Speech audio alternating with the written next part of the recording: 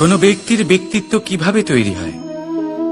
আপনার কি মনে হয় যে ব্যক্তি জন্ম থেকে তার স্বভাব নিয়ে জন্মায়, নাকি আপনার মনে হয় যে এই প্রকৃতি ব্যক্তির জন্য তার নিয়তি রচনা করে? না, এরকম একেবারেই হয় না। আমি আপনাকে বোঝাচ্ছি। যখনই বৃষ্টি পড়ে কোনো বিন্দুর দিকে দেখবেন, এবার এই বিন্দু যেখানে পড়ছে তার উপরে নির্ভর করছে তারপর কি হবে। যদি এই বিন্দু পড়ে কোনো ক্ষেতের ওপরে, তাহলে কোনো নতুন ফসলের জন্ম দেবে। যদি সে গরম কড়াইতে পড়ে, তাহলে বাষ্পীত হবে। যদি সে কোনো সাপের মুখের ভেতরে পড়ে, তাহলে বিষ তৈরি হবে।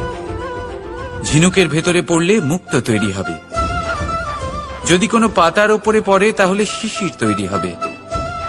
একই বিন্দু, কিন্তু তার সঙ্গত তার ভবিষ্যৎ এবং ব্যক্তিত্ব নির্ধারণ করবে। এবার এটা তো শুধুমাত্র এক বিন্দু, তার কাজ হলো শুধুমাত্র পড়া। কোথায় সেটা সেও নির্ধারণ করতে পারে না। কিন্তু আপনি হলেন মানুষ। আপনি বাছাই করতে পারবেন যে আপনার সঙ্গী কারা হবে, কাদের সাথে আপনি মেলামেশা করে বড় হবেন। তাই তা ভালোভাবে করুন, কারণ এই নির্বাচন আপনার হাতে, কারণ এই জীবন আপনার, ভবিষ্যৎ আপনার। এবার আপনি মহান হতে চান কি না, তার নির্ণয় আপনাকেই করতে হবে। আসুন আমার সাথে ভালোবেসে বলুন, রাধা রাধা। আপনি কখনো কোনো ইঁদুর দেখেছেন? তার সবসময় কিছু না কিছু চাই, ঠোকরাতে থাকে সারা দিন সারা রাত। কখনো আপনার রান্নাঘর থেকে কিছু নেবে, তো কখনো ভাড়ার ঘর থেকে কিছু নেবে। কখনো আপনার জামা ছিঁড়বে, কিছু তুলে নিজের গর্তে নিয়ে চলে যাবে। কিন্তু আপনি দেখুন, সে কখনোই সন্তুষ্ট হয় না, ওর পেট কখনোই ভরে না। ঠিক তারই বিপরীত হলো নদী। কারোর থেকে কিছুই নেয় না, শুধুই দান করে। নিজের জল এই প্রকৃতিকে বিলিয়ে দেয়, এই ধরাকে ভিজিয়ে বয়ে চলে, এই প্রকৃতিকে একটা নতুন জন্ম দেয়। আর এই নদী যে সবসময় শুধুমাত্র দান করে, আপনি দেখবেন এই নদী কখনোই খালি হয়ে যায় না। এটা থেকে আপনি কি শিখলেন? যে সবসময় ছিনিয়ে খায়, সে সবসময় অভুক্তই থাকে। যে ব্যক্তি সবসময় সবাইকে দান করে, তাকে এই ক্ষুধা কখনোই জ্বালায় না। যে ইঁদুর যে সবসময় ছিনিয়ে খায়, একলা হয়ে যায়, তার শত্রু তৈরি হয়। সেখানেই নদী যে সবসময় সবাইকে দান করে, তাকে মানুষ মা ভেবে তার পুজো করে। তাই ছিনিয়ে নয়, দান করাতে বিশ্বাস রাখুন। আর আসুন আমার সাথে ভালোবেসে বলুন, রাধা রাধা। এই উই ধরা গাছের গুড়ি দেখতে পাচ্ছেন আপনারা? কোনো এক সময় এটা একটা সুগঠিত কাণ্ড ছিল। কোনো একদিন এক সুদূর বন থেকে একটি উই পোকা এখানে আসে, এতে বাসা বানায়। এই গাছের গুড়ি তখন কোনো প্রতিবাদ করেনি। তারপর দেখতে দেখতে সময়ের সাথে আরো উই এখানে জমাট বাঁধে, আর ক্রমাগত তাদের সংখ্যা বাড়তে থাকে। আর দেখতে দেখতেই এই কাঠের গুঁড়ি আর প্রতিবাদ করার মতো অবস্থাতেই থাকে না, নিজেই এক শুকনো কাঠে পরিণত হয়। কিছু বুঝতে পারলেন? অসৎ সঙ্গ, অসৎ অভ্যাস সময় থাকতে থাকতে বন্ধ করে দিন। আর যদি এরম না হয়, এ আপনার জীবন চক্র স্তব্ধ করে দেবে। রাধা রাধা। এই পাত্র দেখছেন আপনারা? কি সুন্দর এটা! জলকে শীতল রাখে আর ঘরকে সুন্দর। এবারে ভাবুন, যদি এই পাত্র আমার হাত থেকে পড়ে যায়, তাহলে ভেঙে গেল, তাই না? এবার কি হবে? আপনি বলবেন সহজ ব্যাপার, আরো একটা পাত্র কিনে নাও, এক মুদ্রায় পেয়ে যাবে। এই পাত্রের বাস্তবিক মূল্য আপনি যদি জানতে চান, তাহলে সেই কুম্ভকারকে জিজ্ঞাসা করুন, যিনি এই পাত্র বানিয়েছেন। কতটা পরিশ্রম করতে হয়েছে ওনাকে তা জিজ্ঞেস করুন। সর্বপ্রথম তিনি সেই মাটি মেখেছেন, তারপর তাকে চাকায় বসিয়ে গঠন করেছেন, তারপর কতবার চেষ্টা করে তাকে সঠিক আকার দিয়েছেন, তারপর আগুনের তাপে পুড়িয়ে তাকে কঠিন বানিয়েছেন, তারপর রং করে তাকে সাজিয়ে আমাদের সামনে প্রস্তুত করেছেন। এত পরিশ্রম দ্বারা তৈরি এই পাত্র আমরা স্বল্প দামে নিজের করে নিলাম। এটাই হয় পরিবারের সাথেও।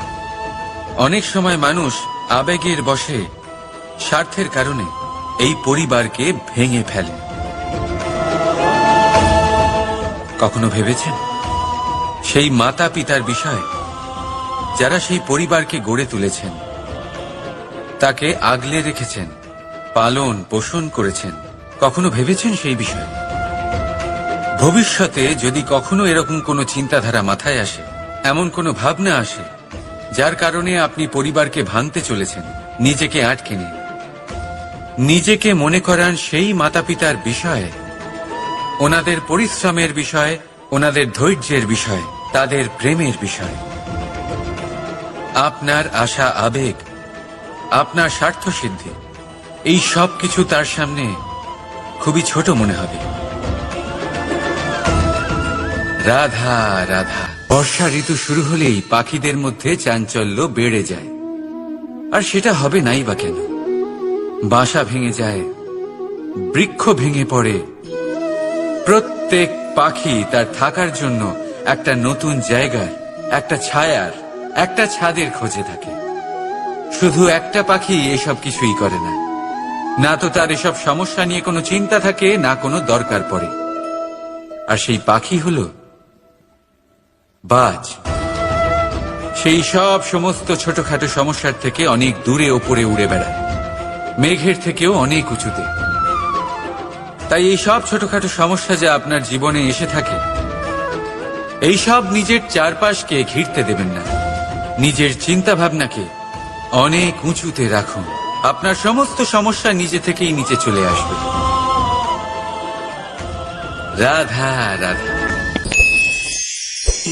সুরক্ষা প্রত্যেক ব্যক্তির জন্য গুরুত্বপূর্ণ, কিন্তু এটাই মানুষের সবথেকে বড় শত্রু। কিভাবে? ভেবে দেখুন, একজন মানুষ যখন একটা সুরক্ষিত পরিবেশে থাকে, তখন তার মধ্যে আলস্য চলে আসে। সে জানে যে আমাকে না ভবিষ্যতের জন্য কিছু করতে হবে, আর না আজকের জন্য কিছু করতে হবে, শুধুই জীবনযাপন করতে হবে। এই সুরক্ষা কবচ থেকে বাইরে বেরোনো অত্যন্ত জরুরি। ভাবুন, পাখি যে তার সন্তানকে জন্ম দেয়, কিছুদিন পরে তাকে তার বাসা থেকে বের করে দেয়। কেন? যদি এরকম না করে তাহলে সেই সন্তান জীবন কাটাতেই শিখবে না। যদি তাকে ডাল থেকে নিচে না ফেলে দেয়, সেই সন্তান উড়তেই শিখবে না, তার পাখনা শক্তিশালী হবেই না, সে তার নিজের বাসা তৈরি করার চেষ্টাই করবে না। পাখি সুরক্ষিত কবচের মধ্যে রয়েছেন, তখন সেখান থেকে বাইরে বেরোন। সেখানেই পাবেন আপনার বিকাশ। রাধা রাধা।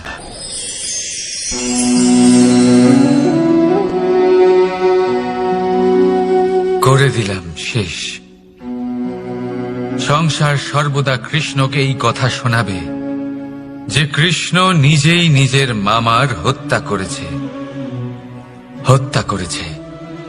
কিন্তু এটা সময়ের প্রয়োজন ছিল।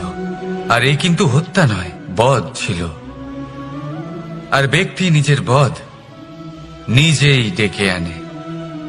এই সংসারে এগিয়ে চলা অতি আবশ্যক, কিন্তু কোথায় নিজেকে থামাতে হবে সেটা জানা তার চেয়েও বেশি আবশ্যক। আর যে এটা বুঝতে পারে না, তার অন্ত সুনিশ্চিত। যে ব্যক্তি নিজের ভুল বুঝতে পারে তার মুক্তি লাভ হয়, আর যে স্বীকারও করতে পারে না তার বধ সুনিশ্চিত। মথুরার রাজা কংস, তার বধ এই জন্য হয়নি কারণ সে আমায় হত্যা করার প্রয়াস করেছে, আমার মাতা পিতা বা আমার দাদুকে বন্দী করেছে। ওর বধ এই জন্য হয়েছে যে ওর ঘৃণা প্রেমের সীমায় আসা সত্ত্বেও থামেনি। কংস মামা এটা কখনো বোঝেনি যে নিজেকে কখন থামাতে হবে। আর যা কিছু সে করেছে, যত পাপ সে করেছে, তা নিয়ে কখনো মন্থন করেনি। অনেকবার বোঝানোর পরেও সব সময় প্রেমের থেকে মুখ ফিরিয়েছে। আর কি করল? শুধুই ঘৃণার দ্বারা এই ভালোবাসার ক্ষতি করার চেষ্টা করল। তাই মনে রাখবেন, এই সংসার, এর জীবন শক্তি হল প্রেম। আর যে এই প্রেমের ক্ষতি করার চেষ্টা করবে, তার অন্ত, তার বধ সুনিশ্চিত। রাধা রাধা। সূর্যের তাপ এতটাই প্রখর হয়, তা সমস্ত বনস্পতিকে শুষ্ক করে দেয়। পুকুর হোক, নদী হোক, সরোবর হোক, সমস্ত শুষ্ক হয়ে যায়। কিন্তু আপনি কখনো শুনেছেন সূর্যের তাপে সমুদ্র শুকিয়ে গেছে? এমন কখনোই হয় না। আর এর পেছনেই লুকিয়ে রয়েছে এক অমূল্য জীবনের শিক্ষা। সমুদ্রের মতো নিজেকে ধৈর্যশীল করে তুললে, নিজেকে সংযমী করে তুললে, সূর্যের তাপ আপনার কোনো ক্ষতি করতে পারবে না। আপনার অন্তর থেকে সেই তাপ বাষ্পায়িত হয়ে মেঘ তৈরি হয়ে সূর্যকে ঢেকে দেবে। আর তারপর হবে শুধু সাফল্যের বৃষ্টি। তাহলে আসুন আর আমার সাথে ধৈর্যের সাথে বলুন, রাধা রাধা। মানুষ অসুস্থ কেন হন? শারীরিক দুর্বলতার কারণে? না, মানুষ অসুস্থ হন তার মানসিকতার কারণে, তার বিবেকের কারণে, তার কর্মের কারণে, তার ক্রোধের কারণে। আর যখন কেউ সুস্থ হন, ঠিক হয়ে যান, তার মানে এটা নয় যে শুধু ওষুধের জন্য তিনি সুস্থ হয়েছেন। না, এটা কারোর তার প্রতি প্রেমের প্রভাব, বিশ্বাসের প্রভাব, সম্বলের প্রভাব। শুধুমাত্র ওষুধ দিয়ে কিছুই হয় না। যদি মনে প্রেম থাকে, বিবেক থাকে, বিশ্বাস থাকে, সম্বল থাকে, তবেই সেই ওষুধ কাজ করতে পারে। তাই মনে রাখবেন, এই জীবন হলো অত্যন্ত ছোট। মনে প্রেম ভাব রাখুন, মিত্রতা করুন, শত্রুতা নয়। ভালোবাসুন, বিদ্বেষ নয়। আর এই ভালোবাসার সাথেই বলুন, রাধা রাধা।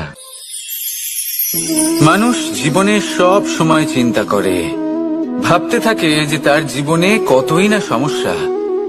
তারপরে নিজের আশেপাশে দেখে আর ভাবে যে সবাই কত প্রসন্ন, শুধু আমার জীবনেই সমস্যা আছে।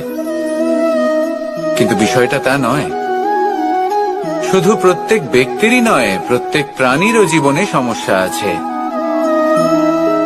এবার মানুষ একটা পাখিকে দেখে এটাই ভাবে যে এদের জীবন কতটা সহজ। কোন দেশেরই সীমারেখা এদের ওপর লাগু হয় না। কোথায় থাকবে সেই নিয়েও কোনো ভাবনা নেই। কত শান্তির জীবন এদের। তারপর সে একটা পিঁপড়েকে দেখে আর এটা ভাবে, কি অসাধারণ, এদের তো সারা জীবনই মাটির উপরেই অতিবাহিত হয়, খাবারটাও মাটিতেই পেয়ে যায়। কি শান্তির জীবন এদের। কিন্তু যখন কোনো ঝড় আসে, তখন সবার আগে সেই পাখির বাসাটাই ঝড়ে ভেঙে যায়। এই পাখি যে শাখাতেই গিয়ে বসে পড়ুক, তাদের উপর সবসময় সংকট থাকে যে ওপর থেকে কোনো বড় পাখি এসে তাদের উপর প্রহার না করে, তারা নিজেদের প্রাণ না হারায়। আর যদি কথা বলি পিঁপড়েকে নিয়ে, এদের উপর সবসময় সংকট থাকে যে কোনোভাবে বাতাস বা জল এদের ভাসিয়ে না নিয়ে যায়, কোনো প্রাণী ওকে পা দিয়ে পিষে না দেয়, এই পিঁপড়ে পিষ্ট হয়ে না মারা যায়। দেখুন, সমস্যা প্রত্যেকের জীবনে রয়েছে, আর এই সমস্যা আসতেই থাকবে। এর অর্থ এটা নয় যে এই সমস্যার সম্মুখীন হওয়া যায় না, এর সমাধানও সম্ভব নয়। প্রত্যেক সমস্যার সমাধান অবশ্যই আছে, শুধু শান্ত মনে সেটা খুঁজে বের করতে হবে। তাহলে সেটাই করুন, প্রত্যেক সমস্যার সমাধান করতে থাকুন। যত সমাধান করবেন, জীবন আনন্দময় হয়ে উঠবে। যদি সমাধান না করেন, তাহলে আজীবন দুঃখই পেতে থাকবেন। আসুন আমার সাথে ভালোবেসে বলুন, রাধা রাধা। কর্ম, ধর্ম আর কর্তব্য, এই তিনটি একে অপরের সাথে জড়িত। আর অনেক সময় এই তিনটি পালন করতে করতে আমাদের সেই ব্যক্তির সামনে গিয়ে দাঁড়াতে হয়, তার বিরুদ্ধেই যেতে হয় যাকে আমরা সব থেকে বেশি ভালোবাসি। কিন্তু সেইখানে এই যুদ্ধ কোনো ব্যক্তিগত যুদ্ধ থাকে না, এ হলো কর্ম, ধর্ম আর কর্তব্যের যুদ্ধ। এটা সরল নয়, অত্যন্ত কঠিন হয় তার সম্মুখীন হওয়া যাকে আমরা সব থেকে বেশি সম্মান করি। কিন্তু আমাদের তো আমাদের ধর্মের পথে চলতেই হবে, কারণ আমরা কর্মবদ্ধ, কর্তব্যবদ্ধ, আর এটাই করা উচিত। শুধু এটুকু মনে রাখবেন, যদি আপনার উদ্দেশ্য শুভ হয়, আপনার ভাবনা শুভ হয়, আপনি যদি কর্ম, ধর্ম আর কর্তব্যের পথে অগ্রসর হন, তাহলে এই প্রক্রিয়াতে যদি আপনাকে আপনার আরাধ্যেরও সামনে দাঁড়াতে হয়, তাহলেও আপনার কোনো ক্ষতি হবে না। তাহলে আসুন আর আমার সাথে ভালোবেসে বলুন, রাধা রাধা। সাথী, সাথী এই শব্দটির ব্যাখ্যা কে কিভাবে করে? মিত্র, সখা, বন্ধু, কিন্তু অর্থ একটাই, তিনি যিনি আপনার সঙ্গী হন আর তিনি যার সাথী আপনি হন। এবার সব থেকে বড় প্রশ্ন হলো এটাই যে তিনি কে হতে পারেন যাকে আপনি আপনার সাথী বলে মেনে নিতে পারেন, নিজের সখা, নিজের মিত্র, নিজের বন্ধু মেনে নিতে পারেন। আপনার সাথী হলেন তিনি যিনি দুঃখের সময় আপনার পাশে থাকবেন, আপনার হাত ধরে থাকবেন। আপনার সাথী হলেন তিনি যার হাত আপনি নিজের সুখের দিনে ধরে থাকবেন। সেই সাথীরই হাত ধরুন যিনি দুঃখে সবসময় আপনাকে সাহায্য করার জন্য তৎপর হয়ে থাকেন, আপনার পাশে থাকেন, আর যাকে সুখের দিনে আপনি আপনার সাথে রাখতে পারেন। আর যখন আপনার সাথে আপনার এই সাথী থাকবে, তখন আপনি এটা বুঝবেন যে যখন জীবনে দুঃখ আসে, তখন এই দুঃখ কমে যায়, সবার মধ্যে ভাগ হয়ে যায়। আর যদি তখন সুখ আসে, তাহলে সেটা সবার উপস্থিতিতে আরো বেড়ে যায়। এটাই হলো প্রেম, এটাই হলো ভালোবাসা, এটাই হলো সঙ্গ, যেমন সম্পর্ক আমার আর রাধার মাঝে। তাহলে আসুন আর আমার সাথে ভালোবেসে বলুন, রাধা রাধা। মানুষ এক অত্যন্ত বিচিত্র প্রাণী, পরিকল্পনা করে, ষড়যন্ত্র করে, প্রচেষ্টা করে, কাউকে পরাজিত করার চেষ্টাও করে। সাপকে একটা দড়ি মনে করে হাতে চেপে ধরার চেষ্টা করে, কিন্তু একটা কথা বুঝতেই পারে না, সময়ের এই সাপ, এটা হাতে চেপে ধরাই যায় না। আর আপনি যা করবেন তা আবার ফিরে আসবে আপনারই সামনে। দেখুন, এতে কিছুই যায় আসে না যে আপনি কুম্ভকারের পুত্র নাকি কৃষ্ণের পুত্র। যদি আপনি অনুচিত কর্ম করেন, তাহলে আপনার সাথেও অনুচিতই হবে। অশুভ কর্ম করলে আপনার সাথেও অশুভই হবে। কুরু বংশ অত্যন্ত মহান বংশ ছিল। এই কুরু বংশ কি হলো তার সাথে? একটা গোটা বংশ বয়ে গেল, কারণ ওনাদের উদ্দেশ্য অশুভ ছিল। অন্যদিকে 5 জন বনবাসী পাণ্ডব মহাভারত বিজয়ী হলেন, কারণ তাদের উদ্দেশ্য শুভ ছিল। তাই মনে রাখবেন, শুভ অগ্নি প্রজ্বলিত করবেন, শুভ তাপ সঞ্চার হবে। অশুভ অগ্নি প্রজ্বলিত করবেন, নরকেই জ্বলতে হবে। তাহলে আসুন আর আমার সাথে ভালোবেসে বলুন, রাধা রাধা। জীবনে এমন কিছু কাজ রয়েছে যা আপনাকে একাই করতে হয়, আর এমন কিছু কাজ রয়েছে যা আপনাকে একসাথে মিলে করতে হয়, একজোট হয়ে, সঙ্গবদ্ধ হয়ে। এবার সঙ্গবদ্ধ বলতে কি বোঝাতে চাইছি? আমি তাদের কথা বলছি না যারা বাস্তবিকভাবে একে অপরের সাথে কাজ করেন। আমি তাদের কথা বলছি যারা একে অপরের থেকে দূরে থেকেও একে অপরকে বিশ্বাস করেন। আমি আগেও বলেছিলাম, সমস্ত বিশ্বের আশা বিশ্বাসেই বসবাস করে, তাই না? তাই যেখানে সমস্ত বিশ্ব আছে, সমস্ত সংসার আছে, সেইখানেই বিশ্বাস রয়েছে। তাই আপনার আশেপাশে এমন দল সঙ্গবদ্ধ করুন যাদের আপনার উপর বিশ্বাস আছে, আর যাদেরকে আপনি বিশ্বাস করতে পারেন। তাহলে আসুন আর আমার সাথে ভালোবেসে বলুন, রাধা রাধা। আমরা যে মানুষকে চাই, যাকে আমরা ভালোবাসি, তাকে একটা উপহার অবশ্যই দিতে চাই। এমন এক উপহার যা ওনার ভালো লাগবে, যা শ্রেষ্ঠ হবে, অতি প্রিয় হবে, বহুমূল্য হবে, বা বলতে পারেন মূল্যবান হবে। তাই আমরা কি করি? আমরা বাজারে যাই, তার জন্য স্বর্ণ, আভূষণ, হিরে, মুক্ত এইসব নিয়ে আসি। কিন্তু এটাই কি সর্বশ্রেষ্ঠ উপহার? কখনোই নয়। সর্বশ্রেষ্ঠ উপহার হলো স্বাধীনতা, তাকে নিজের মনের মতো বাঁচার স্বাধীনতা। যদি আপনি কাউকে স্বাধীনতা না দিতে পারেন, তাহলে সে কোথাও না কোথাও বন্দী হয়ে যায়, তার বিকাশ কোথাও না কোথাও আটকে যায়। কিন্তু যদি আপনি কাউকে স্বাধীনতা দিতে পারেন, তাহলে আপনি দেখবেন ও সমস্ত সংসারকে, এই জীবনকে নিজের দৃষ্টিভঙ্গি দিয়ে দেখবে, বুঝবে যে কোনটা হলো উচিত আর কোনটা হলো অনুচিত। আর এটাই হলো সর্বশ্রেষ্ঠ। আর এবার যদি কাউকে স্বাধীনতার মাধ্যমে এত বড় একটা শক্তি দিতে পারেন, তাহলে আপনি আমাকে বলুন, এর থেকে বড় উপহার আর কি হতে পারে? আসুন আর আমার সাথে ভালোবেসে বলুন, রাধা রাধা। পিতা আর পুত্রের সম্পর্ক অত্যন্ত মধুর হয়ে থাকে। পিতা স্বপ্ন দেখেন, তাকে পূর্ণ করার সকল সম্ভাব্য চেষ্টা করেন, কিন্তু তাও অনেক সময় ওনার স্বপ্ন অপূর্ণ থেকে যায়। তখন পিতা ভাবেন যে স্বপ্ন উনি পূর্ণ করতে পারেননি, ওনার সন্তান তা অবশ্যই পূরণ করবে। যে স্থানে উনি কখনো পৌঁছতে পারেননি, সেই স্থানে ওনার পুত্র অবশ্যই পৌঁছবে।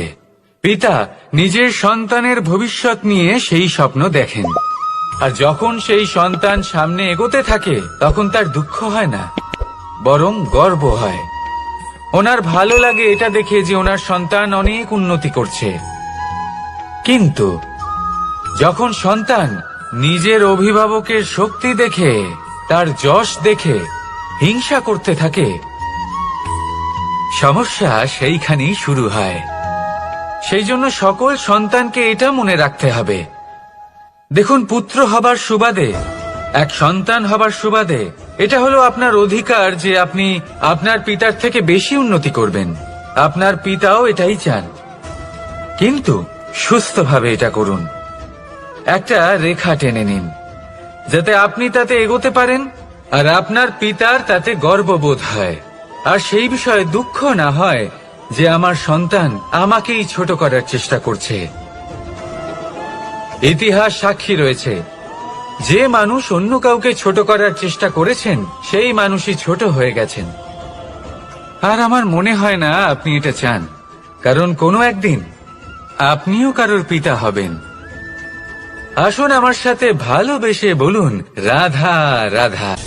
প্রেম এই সংসারে এসেছিল এই সংসারকে প্রেমের শিক্ষা দেওয়ার জন্য, এই জীবনের সুখের অনুভূতি আসলে কি তা শেখানোর জন্য। কিন্তু যদি সত্যি কথা বলি, তো আমি নিজেই প্রতিদিন প্রেমের নতুন নতুন স্বরূপ দেখতে পাই, প্রেমের একটা নতুন অনুভূতি প্রত্যেক নতুন দিনে। আর তার কারণ হলো এই প্রেম অনন্ত, এ হলো দৈব। প্রেম হলো এই সংসারের সব থেকে বড় ঢাল এবং সব থেকে বড় অস্ত্র। এই প্রেম ছাড়া না কোনো ন্যায় হয়, আর না কোনো শাস্ত্র, না জীবন আছে, আর না অন্ত। এবার যদি এই প্রেম মনের মধ্যে বাস করতে শুরু করে, তাহলে কখনো কোনো সমস্যাই হবে না, আর যদি হয়েও থাকে, তাহলে তা স্থায়ী হবে না। এই প্রেম কি না করতে পারে? এই প্রেম সমস্ত সমস্যা মিটিয়ে ফেলতে পারে, আপনার মনের মধ্যে অহংকারকেও বিনাশ করে দিতে পারে, আপনাকে সাক্ষাৎ ঈশ্বরের সাথে দেখা করাতে পারে। তাই প্রেমের দ্বারা প্রয়াস করতে থাকুন, এই সংসারের প্রত্যেক মানুষকে, প্রত্যেক বস্তুকে, প্রত্যেক জীব জন্তুকে ভালোবাসবেন। আর এই প্রেমের দ্বারাই বলুন, রাধা রাধা।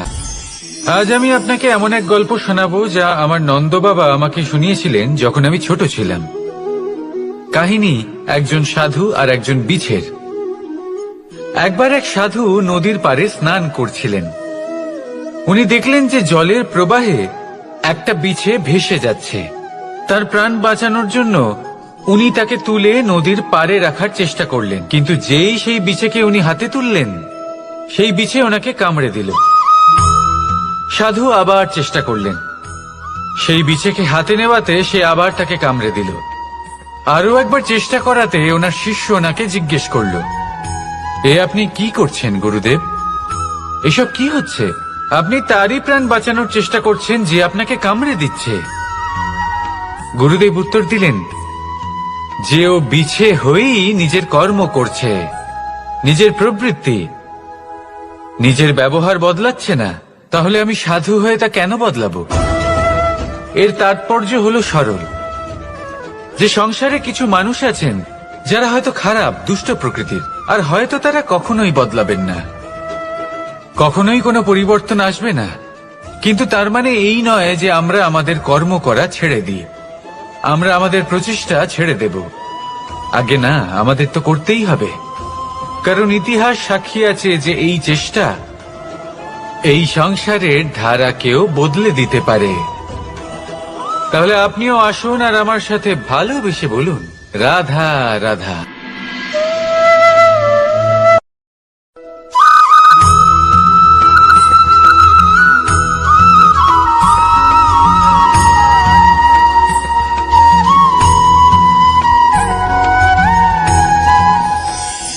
ভাগ্য, কত সুন্দর শব্দ এই ভাগ্য, কিন্তু যতটা সুন্দর ঠিক ততটাই রহস্যময় এই শব্দ। কখন কি হবে কেউ জানে না। লোকে বলে যে ভাগ্যে যা লেখা আছে তার চেয়ে বেশি কিছুই পাওয়া যায় না, তার চেয়ে কমও কিছুই পাওয়া যায় না। নিয়তির যা রচনা তা কখনো মোছা যায় না। কিন্তু কেউ এইটা বোঝে না যে নিয়তি আপনার কর্মের দ্বারা বদলায়। যদি আপনি শুভ চিন্তা করেন, শুভ কর্ম করেন, তাহলে নিয়তি আপনার সাথে খারাপ কিছু হতেই দেবে না। কখনো আকাশে পাখিদের দেখুন, তারা কখনো ভাগ্যের উপর নির্ভরশীল হয় না। যতই ঝড় আসুক, যতই তীব্র হাওয়া দিক, ঘুরতে থাকে, একটা জিনিস জড়ো করে নিজের সৌভাগ্য, নিজের বাসা নিজেই তৈরি করে। নিজের সন্তানের জন্ম দেয়, তাকে লালন পালন করে, নিজেই তাকে উড়তে শেখায়, কখনোই ভাগ্যের উপরে নির্ভরশীল হয় না সে। এই বিষয়টা আমাদেরও শিখতে হবে। তাই মনে রাখবেন, আপনার ভাগ্য নিয়তির লিখন নয়। আপনার ভাগ্য তাই যেটা আপনি দিনের পর দিন আপনি নিজেই লেখেন। কিছু নিজে পরিশ্রম করে, কিছু নিজের ভাবনার জোরে। রাধা রাধা। মানুষের স্বভাব হলো যে সে সবসময় নিজে বলতে চায়, কারুর কথা শুনতে চায় না। কিন্তু তার এই স্বভাব তাকে এক বিশাল বড় জ্ঞানের থেকে দূরে সরিয়ে রাখে, সামনের মানুষের ব্যক্তিত্বের জ্ঞানের থেকে দূরে। তাই যদি আপনি কাউকে চিনতে চান, কাউকে বুঝতে চান, তাকে থামাবেন না, শুধু বলতে দিন। কারণ একজন ব্যক্তির ব্যক্তিত্ব লুকিয়ে থাকে তার কথার মধ্যে, আর তার আসল পরিচয় লুকিয়ে থাকে তার শব্দের পেছনে। বলতে দিন, আস্তে আস্তে আপনি সব বুঝতে পারবেন। এটাই তফাৎ হলো একজন সাধারণ মানব আর একজন মহামানবের মধ্যে।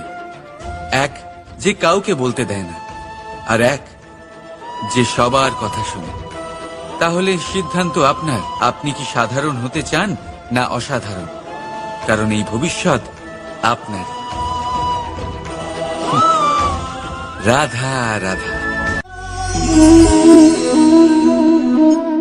ধৈর্য, এই ধৈর্য কি কোনো গুণ, কোনো অনুভূতি, কোনো দৃষ্টিভঙ্গি? আমার জন্য ধৈর্য এক বাহন। আপনি হয়তো ভাবছেন, এই কেমন বাহন? বাহন তো ঘোড়া হতে পারে, হাতি হতে পারে, উটও হতে পারে, কিন্তু ধৈর্যকে বাহন বানানো মানে? চলুন আপনাকে একটা কথা বোঝাই। পৃথিবীতে এমন কোনো বাহন নেই যে তার আরোহীকে আছড়ে ফেলেনি। সেটা উট হোক বা হাতি হোক বা ঘোড়া হোক, চলতে চলতে কখনো নড়বড় করেই বসে। তারপর সেই আরোহী পড়ে কারোর পায়, তারপর পড়ে তার নিজের নজরে। কিন্তু ধৈর্যরূপী বাহন কখনো কাউকে ফেলে না, কখনো না। না সেই আরোহী কারোর পায়ে পড়ে, আর না তো নিজের নজরে। কারণ ধৈর্য আপনাকে বিবেক প্রদান করে, বিবেক আপনাকে পরিকল্পনায় সাহায্য করে, আর পরিকল্পনা প্রদান করে আপনাকে শক্তি, আপনার লক্ষ্যের দিকে অগ্রসর হওয়া। বুঝলেন?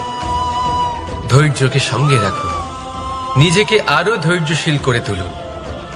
এই ধৈর্যের সাহায্যে আরোহণ করে দেখুন কিভাবে এই বাহন আপনাকে আপনার গন্তব্যে পৌঁছে দেবে। রাধা রাধা। ভাগ্য আর কর্ম, এই দুই এমন শব্দ যাকে ঘিরে সমগ্র সংসার। কেউ বলে আমার ভাগ্যে এটা ছিল না, যা পেলে আমার জীবন অন্যরকম হতো। কেউ বলে আমার গত জন্মের কর্ম নিশ্চয়ই এমন ছিল, যে কারণে এই জন্মে এরকম ভাগ্য পেয়েছি আমি। এই সব বাদ দিন আর একবার শান্ত চিত্তে ভাবুন। আপনি বুঝতে পারবেন যে ভাগ্য আর কর্ম এই দুই এই জন্মের। তফাৎ শুধুমাত্র এটা। রাধা রাধা। এই সংসারে আলোর উৎস কি? সূর্য।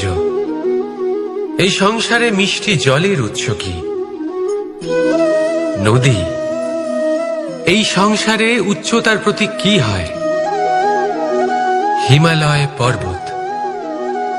আমরাও জীবনে এরকমই হতে চাই, সূর্যের মতো তেজস্বী হতে চাই, নদীর মতো পূজনীয় হতে চাই, হিমালয় পর্বতের মতো উচ্চতা লাভ করতে চাই। সব ঠিক আছে, কিন্তু তার জন্য আমরা কাজ কি করি? যদি এরকম আমরা হতে চাই, তাহলে সবার আগে সূর্যের মতো নিজেকে উজ্জ্বল করুন। সূর্যের সব থেকে বেশি আলো নিজের অন্তরে থাকে।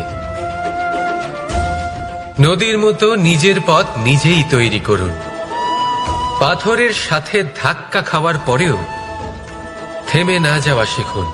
হিমালয় পর্বতের মতো উচ্চতা লাভ করতে হলে সেটার মতো অটল থাকতে শিখুন। একটা কথা অবশ্যই মনে রাখবেন, নিজেকে জ্বালাবেন, তবেই সংসারকে আলোকিত করতে পারবেন। রাধা রাধা। প্রতীক্ষা, প্রয়াস, এই দুই জীবনের অভিন্ন অঙ্গ। দেখতে গেলে আমরা জীবনে কারোর না কারোর প্রতীক্ষা অবশ্যই করি। সে কোনো ব্যক্তি হোক বা সময় হোক বা কোনো ভাবনা, সবকিছুই হতে পারে। আর দেখতে গেলে সব সময় কেউ না কেউ কিছু প্রয়াসও করে চলেছে। যেমন সাফল্য আসার প্রতীক্ষা, বিফলতা যাতে না আসে তার জন্য প্রয়াস, সুখ আসার প্রতীক্ষা, দুঃখ যাতে না আসে তার জন্য প্রয়াস। এবার প্রতীক্ষা আর প্রয়াসের মধ্যে এক ঘনিষ্ঠ সম্পর্ক রয়েছে, আর তা হল যিনি প্রতীক্ষা করেন তিনি ঠিক তাই পান যা একজন প্রয়াস করা ব্যক্তি পেছনে ফেলে আসে। তাই প্রতীক্ষা নয়, প্রয়াস করুন। এই প্রয়াসের মধ্যেই সুখের চাবিকাঠি রয়েছে। রাধা রাধা। মানুষ কর্ম করেন। আমি বারংবার বলি যে ফলের আশা করবেন না। তাও মানুষ কোথাও না কোথাও নিজের কর্মের বদলে কোনো না কোনো ফলের আশা অবশ্যই রাখেন। কখনো তিনি সফল হন, কখনো অসফল। সেই জন্যই আমি বলি যে ফলের আশা কখনো রাখবেন না, কারণ সাফল্য বা অসফলতা মনের মধ্যে রাখলে কখনো কোনো লাভ হয় না। যদি সাফল্য মনের মধ্যে রাখেন তাহলে অহংকার জন্ম নেবে। যদি অসফলতা মনের মধ্যে রাখেন তাহলে এক হীনমন্যতায় আপনি ভুগবেন, যা দিয়ে কোনো শুভকর্ম হবে না। সেই জন্য শুধুই কর্ম করে যান, কর্মেই মগ্ন থাকুন। আর আসুন আমার সাথে ভালোবেসে বলুন রাধা রাধা। বন্ধু আর শত্রু প্রত্যেকের জীবনের একটা বড় অংশ এর উপরে নির্ভরশীল হয়ে থাকে। আপনার জীবনের সফলতা আর অসফলতাও এর উপরে নির্ভরশীল। কিন্তু এই বন্ধু এবং শত্রুদের খুঁজে পাওয়ার জন্য আপনাদের বাইরে যাওয়ার প্রয়োজন নেই, কারণ এরা স্বয়ং আপনার ভেতরেই আছে। আপনি যদি বিনম্র থাকেন, যদি আপনি নিরন্তর প্রয়াস করতে পারেন, তাহলে আপনার কোনো বন্ধুর প্রয়োজন নেই। যদি আপনার মধ্যে অহংকার থাকে, যদি প্রতি কথায় আপনার মধ্যে ক্রোধ উৎপন্ন হয়, তাহলে আপনার শত্রুর কোনো প্রয়োজনই নেই। নিজের অন্তরের এই বন্ধু ও শত্রুকে চিনুন, আর আমার সাথে ভালোবেসে বলুন, রাধা রাধা। একে চিনতে পারলেন? একে কুঠার বলা হয়। আপনারা জীবনে কোথাও না কোথাও কোনো না কোনো রূপে এটা দেখেই থাকবেন। একটা ব্যাপার নিশ্চিত, এই কুঠার ছাড়া কোনো বৃক্ষকে কাটতে পারা সরল নয়। এবার আপনি কখনো এটা ভেবেছেন, এই কুঠার এর এই অংশ, এর মুখটাই যদি না থাকে তাহলে কি হবে? এ শুধুমাত্র কোনো বৃক্ষই নয়, তার কোনো ডালও কাটতে সক্ষম হবে না। এবারে ভাবুন, এই শুকনো কাঠের হাতল এ আমরা কোত্থেকে পেলাম? কোনো এক বৃক্ষ থেকেই। সেই ডাল যাকে কেটে ফেলা হয়েছিল, এক বৃক্ষকে কাটার জন্য এই ডালই শস্ত্ররূপে প্রস্তুত। আমাদের জীবনে আমাদের প্রিয়জন, আমাদের আপনজন যখন সময় কখনো কখনো তাদের সঙ্গ না দেয়, যদি তারা দৈন্য দশায় থাকেন, তাহলে তাদের সঙ্গ কখনো ছাড়বেন না। ওনাদের প্রয়োজন শুধুমাত্র মনোবল। তা তাদের দিন। তাদের সাহায্য করা আপনার কর্তব্য। হয়তো তাদের সাথে থেকে আপনার কোনো লাভ হবে না, কিন্তু তাদের দূরে থাকাতে আপনার ক্ষতি অবশ্যই হতে পারে। সর্বদা সাহায্য করুন। সঠিক সময় আসলে তা আপনার সহায়ক অবশ্যই হবে। রাধা রাধা। আমাদের মধ্যে বেশিরভাগ মানুষেরই এই অভিযোগ থাকে যে মানুষ তখনই আমাদের স্মরণ করেন যখন সেই সময় আসে যখন আমাদেরকে প্রয়োজন হয়, যখন কোনো কাজ থাকে। যখনই এই সময় পেরিয়ে যায়, তাদের কার্যসিদ্ধি হয়ে যায়, তারা আমাদের থেকে দূরে চলে যান, ভুলে যান আমাদের। এবার এই বিষয়ে ভেবে খারাপ অবশ্যই লাগে। এই পরিস্থিতিকেই অন্য এক দৃষ্টিভঙ্গি দিয়ে দেখার চেষ্টা করুন। মনে রাখবেন, মানুষ প্রদীপের সন্ধান তখনই করেন যখন তার জীবনে অন্ধকার থাকে। আপনি প্রসন্ন হয়ে উঠুন, কারণ আপনার কাছে সেই সুযোগ আছে যে কারোর জীবনে প্রকাশের কিরণ আনতে পারছেন, কাউকে সঠিক পথ দেখাতে পারছেন, কারোর সহযোগিতা করতে পারছেন, এই পুণ্য অর্জন করতে পারছেন। কারোর থেকে কোনো আশা রাখার দরকার নেই। যার আপনাকে যতটা প্রয়োজন তাকে ততটাই সাহায্য করুন, ততটাই সবাইকে প্রেম বিতরণ করুন। আর এই প্রেমের ভাব নিয়েই আমার সাথে বলুন, রাধা রাধা। এটা সেই নৌকার প্রতিরূপ যা আমাদের নদী পার করায়। এবার বিষয়টা একটু ভেবে দেখুন। সেই বিশাল নৌকা যা আমাদের নদী পার করায়, সেটার নির্মাণ নদীতে নয়, ডাঙায় হয়। আর যদি আমরা এটাকে নদী অবধি পৌঁছতে চাই, তাহলে আমাদের দরকার পড়ে কোনো গরুর গাড়ির অথবা ঘোড়ার গাড়ির। তার সাহায্যে একে বহন করা হয়। এবার পথে যদি কোনো জলধারা আসে, কোনো নদী আসে, আর সেটাকে পার করতে হয়, তাহলে তখন সেই নৌকার ওপরে গাড়ি রাখা হয়, তারপর তাকে পার করা হয়। অর্থাৎ এই যাত্রা দুজনের সংযোগ ছাড়া সম্পূর্ণ হতেই পারবে না। সেই জন্যই এই প্রবাদ আছে, কখনো নৌকা তো কখনো গাড়ি। আমাদের সম্পর্কের মধ্যে অতি আবশ্যক, আমাদের সম্পর্কের মধ্যে অত্যন্ত গুরুত্বপূর্ণ হল সংযোগ। সবসময় একসাথে চলা, সংযোগ স্থাপন করা। সবসময় সুখী থাকবেন। রাধা রাধা। পুস্তক, পুস্তক থেকে আমরা কি না শিখতে পারি। জ্ঞান হোক, বিজ্ঞান হোক, ইতিহাস হোক, সব শিখতে পারি। কথায় আছে, একটা ভালো পুস্তক, একটা ভালো গ্রন্থ পাওয়া তা 100 ভালো বন্ধু পাওয়ার সমান। কিন্তু যদি একটা ভালো বন্ধু পাওয়া যায়, তাহলে তা গোটা গ্রন্থাগারের সমতুল্য। সে আপনাকে কর্মের বিষয় জ্ঞান দেয়, সাফল্যের রসায়ন শিক্ষা দেয়, সে আপনাকে ইতিহাসে অমর করে রাখবে। শুধু তাই নয়, সে আপনাকে শুধু পথই দেখাবে না, সেই পথে আপনার সাথে সঙ্গী হয়ে চলবে সে। সেই জন্য জীবনে যদি কোনো ভালো বন্ধুকে পাশে পান, তাহলে তাকে আপন করে রাখবেন, তাকে সামলে রাখবেন, জীবন সহজ হয়ে যাবে।